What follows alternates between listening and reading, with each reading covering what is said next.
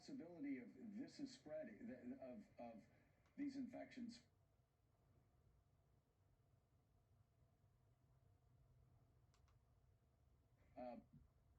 But also moving around the Senate with Amy Coney Barrett, going to other senators' offices, trying to work on her confirmation process. So the possibility of this is spreading, of these infections spreading, is certainly something that the White House should prepare for. You look at the percentages, and the percentages are certainly on the side of most of these people being perfectly fine and getting through it, but obviously a reason to concern for those who are older who may be impacted by the disease. Yeah, also in that photograph that we just had up there with Judge Amy Coney Barrett, the Majority Leader Mitch McConnell, Mark Meadows there with right in front of the American flag, and in the foreground, Vice President Mike Pence. We can report now that Vice President Pence and the Second Lady Karen Pence have tested negative this morning. That's according to their press secretary. Obviously, they were quite concerned.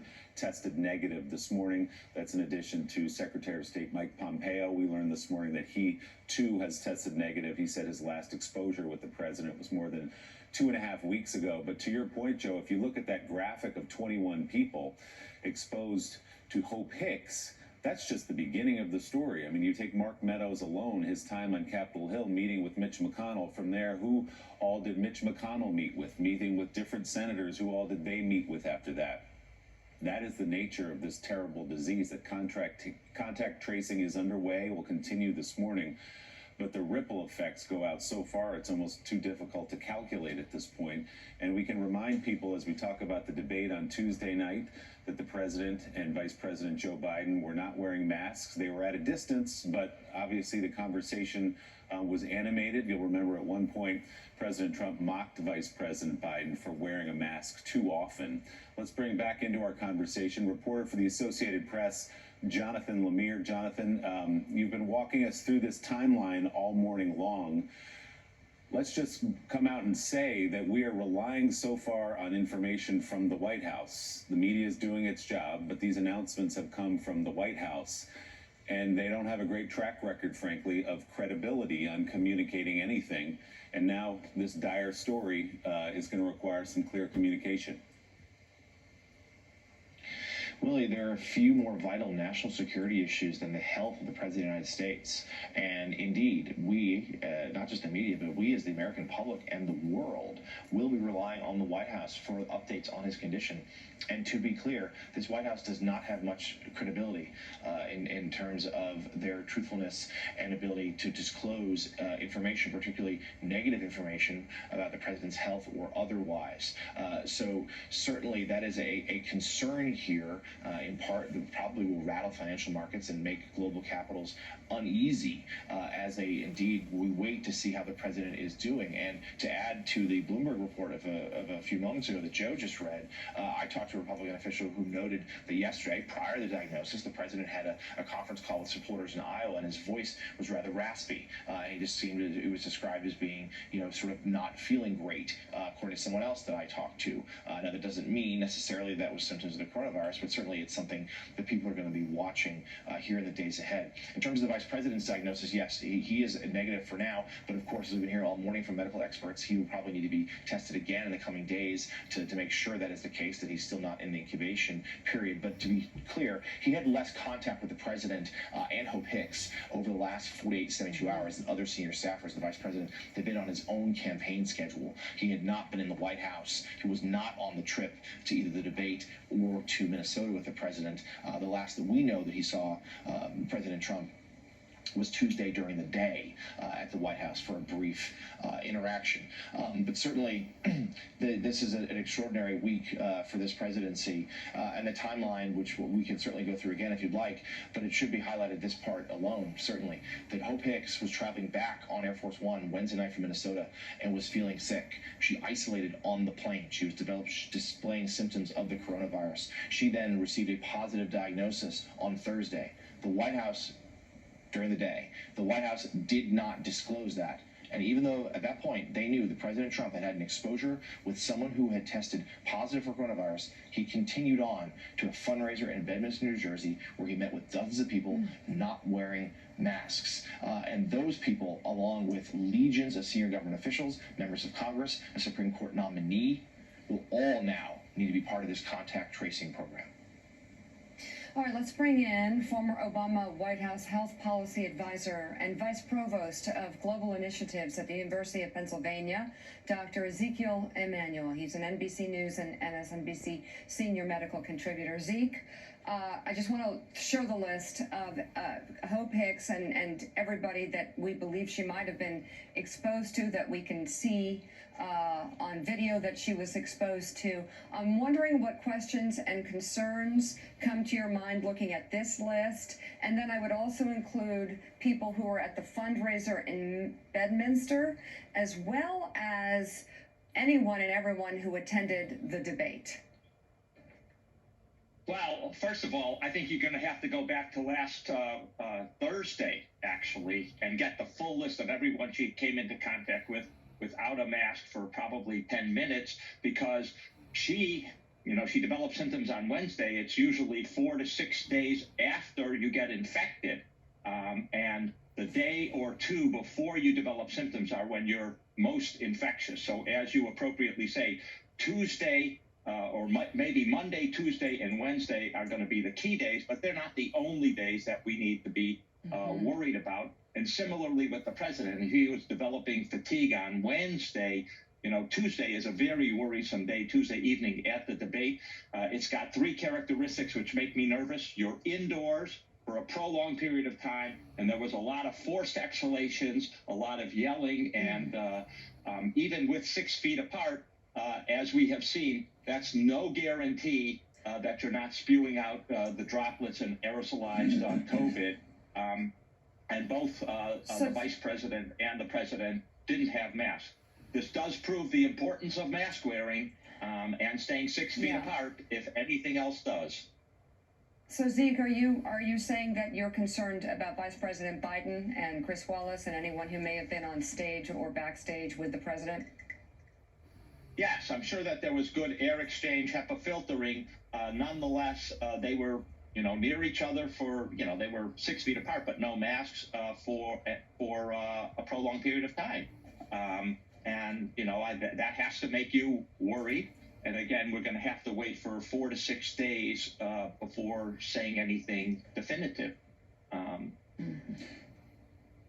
So Zeke, let's walk through this timeline, and I want to bring in Jonathan Lemire too. So Jonathan, maybe you can give us some background, because we're acting this morning like it's only the Tuesday and Wednesday and Thursday that matters, because we're laymen here and certainly not doctors.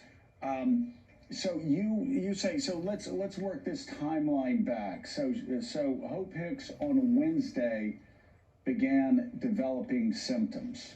You say you have to go back 4 days before that, Zeke. So that would be Saturday, perhaps Saturday, Sunday. 4 to 6 days for when she got infected. So she probably got infected somewhere between Thursday and Saturday. And again, it's unclear where that came from, and it might be very important to find out, because we don't know whether she got it from someone who's asymptomatic within the White House, someone from outside the White House in her larger social circle. And then people are most infected for the day or two prior to developing symptoms. So if she developed symptoms on Wednesday, you should look to Monday, Tuesday for the people that she was in contact with. And again, the highest risk are closed quarters for prolonged period of time, forced exhalations, and those are the things we need to really worry about. So Jonathan Lemire, suddenly Chris Christie's comments earlier today take on added import when he said that for those preparing for the debate from Thursday through Tuesday, they were in rooms where nobody was wearing a mask.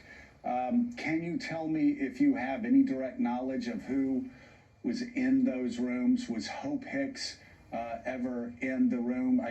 Obviously, since she is one of the president's closest aides, and she is usually, when in the White House, she is usually on most days with the President of the United States. Do you have any knowledge, working knowledge, on whether she was actually in that room while the debate preparations were going on?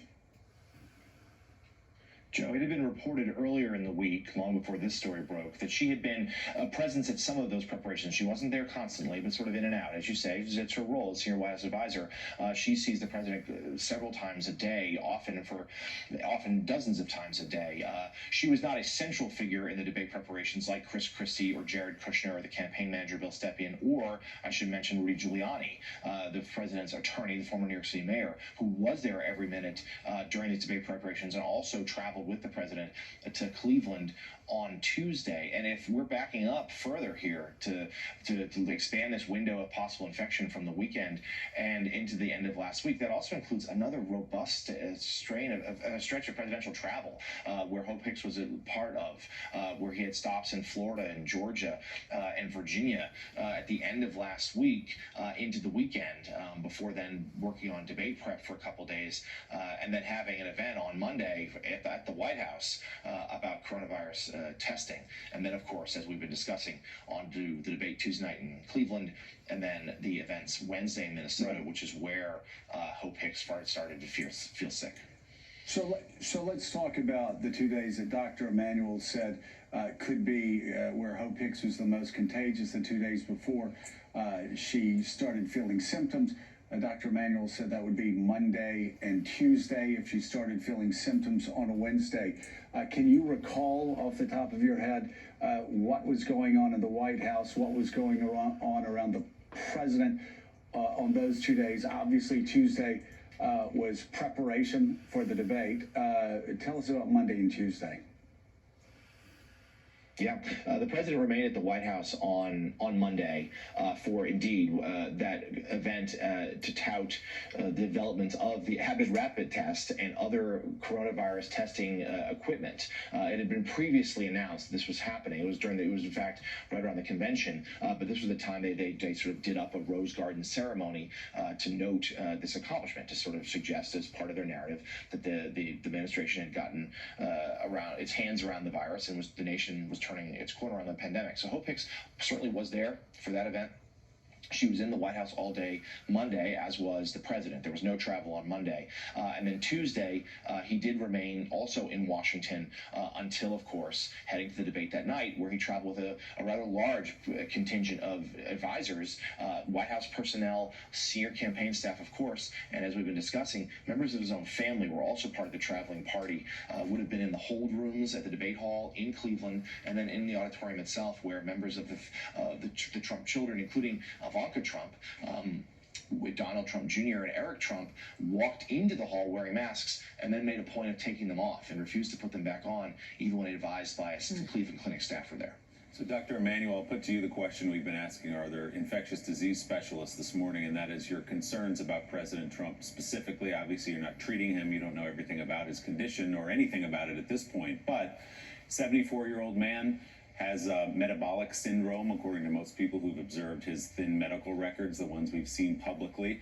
How concerned would you be if you were his doctor this morning about his contraction of coronavirus? Yeah, let me emphasize the American public, the world knows the least about the health of this man, maybe compared to Ronald Reagan or certainly the only previous president that's most obscure is John Kennedy with his Addison's disease. Second of all, he is, as you say, a mid-70s male, both of which dramatically increase your risk. If you're a mid-70s person, the mortality rate if you get COVID is over 10%. It's about 11%, according to the CDC. Males are at twice the risk of serious outcomes compared to women, so that increases his risk. And then we know that comorbidities raise it. He is obese. Metabolic syndrome is a sort of pre-diabetic syndrome. We know that diabetes really increases the risk. I've not examined the president. I obviously haven't seen the full record, but you have to be seriously concerned about his situation. So this is a real worry.